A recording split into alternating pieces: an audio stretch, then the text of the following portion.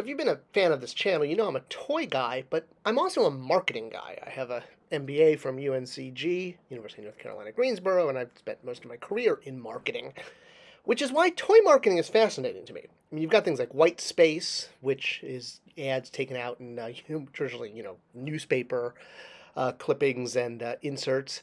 And then you also have the advent of the cross-sell, which used to be used to sell toys, and it's really sad that this has gone away. It's a classic part of toydom. Now, as we got to kind of what we call modern toy collecting in the 90s, when we started really getting adult collector stuff, something interesting happened with toy ads. Now, you did get a lot of very traditional toy ads that were just showing off features, a bit of a cross-sell, giving some copy. Sometimes the ads would look more like movie posters, and that tended to be kind of showing off the visual nature of toys, or visual medium, much like comic books and movies and radio. Just kidding on radio. Now, obviously a big reason for all of these print ads is because we now had toy magazines in the 90s. Obviously, if you have places where you can run ads, you're going to just get more of them. That's why today we don't really have print ads. There's no more magazines. The king of all of these, in my mind, was Toy Fair. I think most people will agree. While Lee's and Tomar's were great, Toy Fair was kind of king of the hill. And not only did they feature figures actually in the magazine, where you could see basically free advertising when the latest waves were revealed just in their upcoming section, but as a toy company, you could also take out print ads. Now, the first print ads we started getting for modern Star Wars toys were very traditional, just like the vintage counterparts of the toys and the advertising, straightforward. There were a few attempts to be clever, using things like collecting Star Wars the way, a bounty hunter might collect, or throwing in some quotes from the actual trilogy to help link that. But the thing with Star Wars is cleverer than that. It's got that feeling of whimsy, as Lucas likes to say. It's like poetry, it rhymes.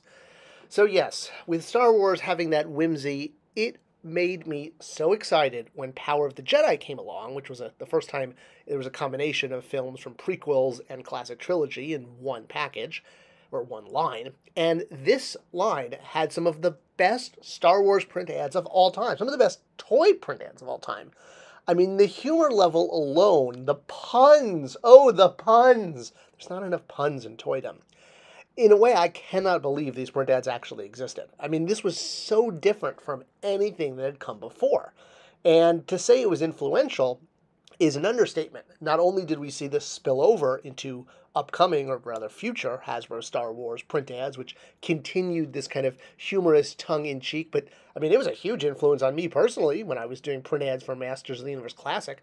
If you look at that whole that whole campaign, it was 100% directly influenced by the Hasbro campaign from Power of the Jedi. And I love that they kept doing this for at least maybe 2-3 years, kind of culminating in some ads that were a nod to yearbooks, showing, the running club and, the seniors. By the time we got to Clone Wars and new content, ads were now starting to revert a bit more to the traditional. Yeah, there was a little tongue-in-cheek with the droid factory, putting droids together with a still from the movies.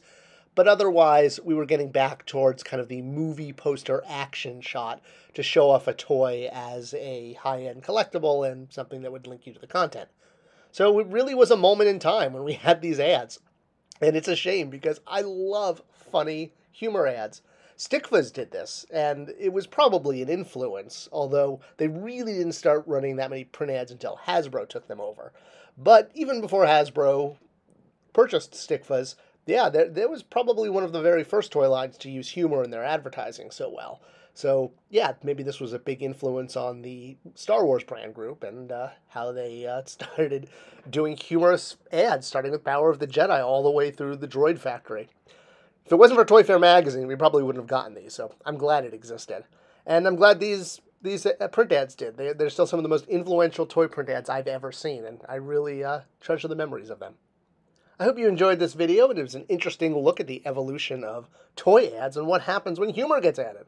We need more of it, don't you think?